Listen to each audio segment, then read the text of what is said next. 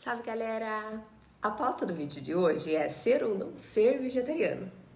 Quiçá nos últimos tempos nunca ouvimos falar tanto a respeito do vegetarianismo, sua história, por que comer carne, por que não comer carne, como ouvimos hoje. Os benefícios e malefícios de consumir cadáveres, como chamam os veganos, quando citam os animais mortos que os carnívoros comem. Na cultura indiana, o vegetarianismo tinha ligação com a pureza, já que quem comia carne poderia ser de algum modo contaminado. Por isso, houve a proibição ao ato de sacrificar animais. Já no Antigo Egito, o vegetarianismo se deu porque se a carne fosse consumida, o homem perdia o poder da reencarnação. No mundo greco-romano, a carne não era consumida, pois acreditavam que na migração das almas, e esse ato não ocorria apenas de homens para homens, mas de homens para animais e vice-versa. Curioso, não? Na Idade Média, o vegetarianismo se deu como forma de vencer as tentações. Não houve incentivo para proteger os animais, mas sim para controlar desejos carnais e corporais dos próprios homens. Na época do Renascimento, houve mais consciência em relação ao sofrimento dos animais, porém, a alimentação com base carnívora ou vegetal estava ligada a classes sociais, onde os pobres se alimentavam de vegetais e os ricos comiam carne. No século XX, muitos países criaram as primeiras sociedades vegetarianas, sem fins lucrativos, fomentando o vegetarianismo. No século XXI, houve um crescimento exacerbado de defensores do vegetarianismo, que compõem inúmeras vertentes, tanto no Brasil como em outros países, subdesenvolvidos ou não. Eu fui vegetariana por 13 anos, e como era difícil encontrar produtos para vegetarianos quando eu decidi ser uma. Pois a partir do momento que você tira a proteína da carne da sua dieta, você precisa ser responsável para poder fazer uma dieta que te dê todas as proteínas, nutrientes e vitaminas que existem na carne, substituindo nos vegetais que você precisa comer. Tem vegetariano por aí, e olha que eu já cruzei com vários, que se autodenominam vegetarianos, mas vivem à base de pão e de queijo, e sofrem com obesidade, ou são anêmicos, ou vivem fracos e desnutridos. Outros têm colesterol super alto, ou no limite, mais para cumprir um status do que por um propósito. Meu povo, eu não estou aqui criticando ninguém, seu corpo, suas regras, mas a partir do momento que você decidiu parar de comer carne, independente se é por dó dos bichos ou se é por alguma ideologia ou filosofia de vida, parabéns, eu respeito mesmo. Pare lá no profissional se você não consegue se virar sozinho com a sua nova vida de dieta vegetariana. Ter uma vida sem carne não é difícil, não é cara, inclusive tem umas receitas deliciosas por aí, e o nosso compadre Google ensina tudo. Mas hoje, se uma pessoa quer ser vegetariana, ela tem N opções, tem queijo de soja, tem carne de soja, tem até carne de soja com gosto de bacon. Isso é curioso, eu imagino que seja porque tem vegetariano que não come carne por amor aos bichos mesmo, por ideologia, e não porque não curtem um gosto da carne. Aliás, eles morrem de vontade de comer uma picanha quando sentem o cheiro. Eu sei que existe, mas parabéns pela ideologia. Então, ser vegetariano, vegano, e seja lá o que você decidiu, é possível. Onde eu quero chegar com a falação toda? Veja o compadre e comadre. Eu estou fazendo esse vídeo não para fomentar você, compadre, a ser vegetariano, nem para fomentar você a ser carnívoro. Eu estou aqui para fomentar a reflexão, não preconceito, e aprender a respeitar as escolhas dos outros. Nada que é extremista demais faz bem. Se você aí, que defende o vegetarianismo com unhas e dentes, não respeita os carnívoros porque você acha que merece respeito por escolher ser vegetariano, você aí que é carnívoro e mete o pau no vegetarianismo ou nos vegetarianos com o papo que vegetariano é fresco, você é tão bicho sem futuro quanto o outro que te critica. Quando eu era vegetariana, eu escutava um monte de perguntas do tipo: mas por que você parou de comer carne? Como você vive sem carne? Você vai ficar doente, não vai? Você precisa comer carne, você vai ficar fraca e desnutrida, não é? Eu vivia desmaiando em vida, mas é que eu comi errado. Calem-se, vocês me deixam louco. Não é bem por aí. E você, irmãozinho, que faz essas perguntas, deveria saber disso. O que eu quero dizer é que somos seres livres, dotados de inteligência, personalidade, vontade. Chegamos ao topo da cadeia alimentar, do quesito seres racionais. Nós podemos comer todos os bichos. Claro que somos comidos por bichos selvagens, se dermos sopa. Mas a gente pode escolher comer picanha ou não. Já os bichos que podem nos comer comeriam por mero instinto e nada mais. Nós somos instintivos também, mas somos racionais, por conseguirmos controlar justamente esses instintos. Então temos o direito de escolher o que queremos comer, independentemente se na escolha tiver um pedaço de picanha ou um hambúrguer de soja. Isso se chama livre-arbítrio. Eu acredito no lance que quando se mata um bicho, esse bicho gera uma energia e a libera. E quem ingere absorve automaticamente essa energia ruim. A espiritualidade fala isso em algumas vertentes. Eu também acredito que se você come uma comida que seja ela vegetariana ou não, que foi feita por uma pessoa que está de mau humor ou que estava com raiva por algum motivo, você absorve também aquela energia. Não tem um ditado e uma propaganda na televisão onde a comida estava deliciosa e a pessoa pergunta: qual o segredo? E aí a pessoa que fez a comida diz: o amor. Pois bem, todos nós temos respeito pela comida de mãe, porque é mais gostosa. Por quê? Porque foi feita com amor e com boas energias. Isso faz todo sentido. Reflita a respeito, compadre e comadre. Eu acredito que bicho tem alma também, e todas essas coisas. Eu acredito que bicho sente, até porque essa pauta é para outra conversa. É a mesma coisa de tentar provar a existência de Deus ou sua inexistência.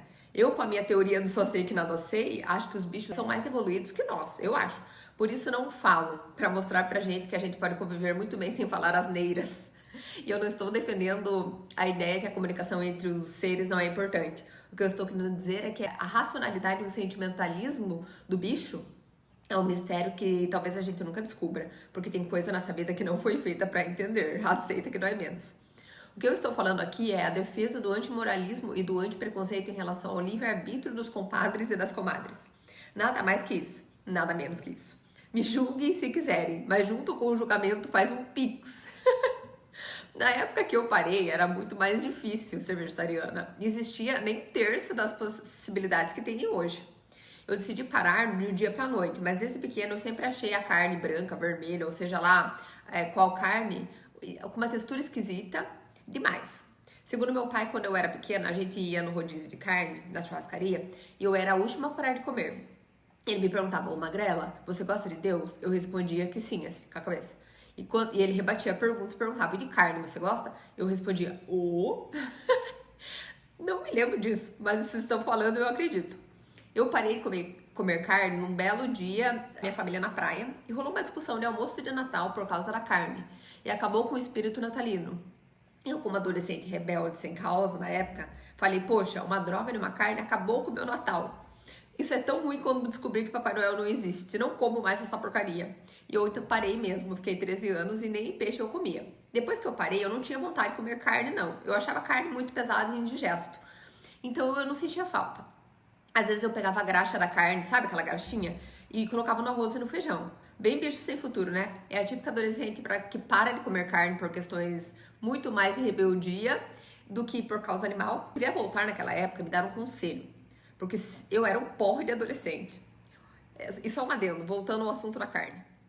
Segundo um amigo meu, aquilo era caô. Ele dizia que eu comia carne escondida, mas não, eu parei mesmo.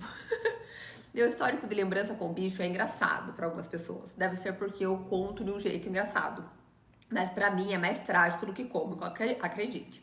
Quando eu era pequena, meu pai tinha um sítio e nele havia vários bichinhos.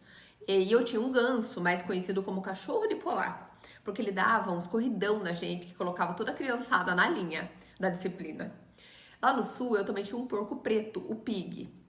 Eu beijava e abraçava aquele porco como se fosse um cachorro. Dava banho de mangueira no porco. O Pig foi, por muito tempo, a boneca que eu nunca tive. Segundo meu pai, ele nunca me deu boneca porque eu sempre pedia pelúcia. E eu acredito nele. Eu realmente fui bem confusa nas minhas escolhas do que brinquedo eu preferia. E continuo sendo ainda em algumas escolhas. Mas o Pig era o porco e ele existia e respirava. E era preto, coisa que eu nunca tinha visto na vida. Por isso que eu amava ele, porque ele era exclusivo, diferente e especial. Eu me via no Pig, porque eu sempre fui meio esquisita. Meu apelido era Etediane. Por muito tempo eu detestei meu nome por causa dessa palhaçada. E eu me via no porco, porque assim como ele, eu era diferente. Então não se iluda, de perto ninguém é normal, viu? Até o dia que resolveram comer o Pig, o meu porco preto. O único e exclusivo porco preto que tinha no sítio. A morte do Pig nunca mais saiu da minha cabeça. Não foi uma morte profícia e sem dor, se é que isso é possível. Eu sentia dor com o porco. Dizem que quando se quer sacrificar um bicho, não é bom que crianças estejam por perto, porque isso é tão óbvio. Mas na época foi apenas distração dos adultos. Mas segundo as más línguas, o animal demora mais para morrer se tem alguém perto sentindo pena ou algum tipo de sentimento de compaixão. E eu acho que isso é muito congruente, para não dizer muito lógico. Na real, eu sinto pena das crianças assistindo uma cena horrorosa dessa. Sinto pena dos pais, porém, por não terem noção do trauma que pode ficar no resto da vida na cabeça da criança. E do bicho também por não ter que escolher entre morrer ou perder a vida. Pra minha cabeça foi a morte de um bicho, mas na cabeça de uma criança, isso é mais que uma chacina. Mas no meu caso foi bem pior, porque pegaram um tio meu que não sabia nem onde a galinha mijava e mandaram ele fazer o serviço. Eu vi tudo, inclusive a parte que o meu porco, corria com a faca no pescoço e fazia um ruído que eu nunca tinha escutado. E acredite, você pode estar rindo agora, direito seu, mas não é engraçado para uma criança. É a mesma coisa que alguém pegar seu cachorro que dorme com você, seu gato persa fofo que ronrona no seu colo, matar na sua frente e colocar lá no prato para você comer. É claro que eu não comia carne, ou melhor, o cadáver do meu porco pig. Diga se não é de cair o cu das calças essa história. Eu nunca faria tamanha traição de comer o porco. Se fizesse, eu morreria com remorso do castrador. Isso aconteceu com o Ziquinho também, que era um pinto que virou frango. O Cocoricó, que era um pintinho que eu criei desde pequeno, que mordia o olho da minha pantufa. Com o peixe que eu brincava no lago. Eu não culpo meus pais por isso. Acredito que cada um come o que quer, o que precisa ou o que acha que precisa. Mas eu, se tivesse filhos agora e fosse vegetariana, por exemplo, eu não obrigaria meu filho a não experimentar McDonald's. É um direito de cada um escolher o que quer comer. A escolha tem que ser individual e não em conjunto, porque não temos o direito de tirar o direito do outro. Até porque aspirações individuais nunca serão capazes de entender uma luta que é coletiva. Mas eu jamais deixaria meu filho também presenciar uma morte de um animal. Explicaria como o hambúrguer é feito, que faz ele lamber os dedos e pedir bis. É importante que ele saiba como é feito. Em um momento na minha vida, quando eu ainda era vegetariana, eu conheci uma guria que era vegana. Eu quase caí pra trás quando ela me disse que tinha um cachorro que ela não dava ração pra ele. A dieta do cachorro era grãos e ela nem corava de vergonha pra contar isso pros outros, como se fosse algo super normal. Um bicho que é carnívoro comer grãos está de parabéns. Foi uma ironia. Eu fiquei sentindo muita compaixão do cão. Eu não estou aqui para julgar ninguém. Cada julgamento um pix para a vítima, lembra? Mas extremismo é algo que soa muito perigoso. Enfim, às vezes é melhor calar para não pecar. Para descontrair um pouco dessas histórias tensas contadas até aqui. Fala, Joe, o que a Dona Maria preparou para o jantar aqui no boteco hoje? Língua de boi. Credo, que nojo. Nossa, que horror. Onde já se viu comer uma coisa que sai da boca de um bicho? Só por Jeová, me traga um ovo. Deus me livre. Voltando aos negócios. Acho que vivemos numa sociedade muito hipócrita às vezes. Tem gente por aí criticando o uso de pele nas vestimentas e nos calçados, mas lambe os beiços quando come torresmo. Gente que critica o jeito que os bichos são sacrificados, mas vai no Burger King e come 3 hambúrgueres. Fica com dó do patinho abandonado no vídeo do lago, mas repete 3 vezes quando serve pato no almoço de domingo. Vamos parar com isso. Vamos parar com falso moralismo. Cada um tem sua crença e seu direito de escolher, né? O mundo só vai evoluir quando o extremismo morrer. Eu fiquei muito tempo sem comer carne, porque escolhi assim. Sinto pena dos bichos? Sim. Acho que se eles, né, não fossem importantes, Noé não tinha colocado todos eles na arca na passagem do dilúvio, se é que a arca existiu. Os bichos se chamam de estimação porque temos estima por eles. Porque estimamos aquilo que temos apreço e que amamos. Tenho compaixão de bicho abandonado. Isso me parte o coração. Se eu pudesse, eu tirava todos eles das ruas. Eu fico pé da vida quando eu vejo pessoas maltratando animais. Para mim, isso deveria ser crime muito pesado nível hard. Tem gente por aí que critica quem come carne, mas vai pra praia para fazer uma viagem de família de final de ano e abandona o bicho na beira da estrada. Outros que maltratam o bicho dentro de casa mesmo, não respeitam os animais. Pra mim, quem faz isso não respeita nem a si mesmo, e nem as pessoas que convivem em sociedade com ele. Então, compadre e comadre, não faça com o bicho aquilo que você não gostaria que fizessem com você. Trate bem, cuide bem. Se você tem um pet, não seja um bicho sem futuro, mesmo que você não tenha um pet. Mas, comadre, você defende os bichos, mas usa sapato de couro. Sim, culpada.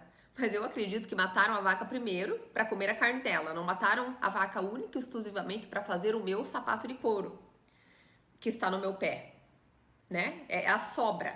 Sabe quanto tempo o couro demora para se decompor? 50 anos. Eu detesto desperdício. Eu sou contra casacos de pele de animais, principalmente os de pelo. A chacina acontece para que você vista um casaco desses. É uma tragédia e uma tristeza.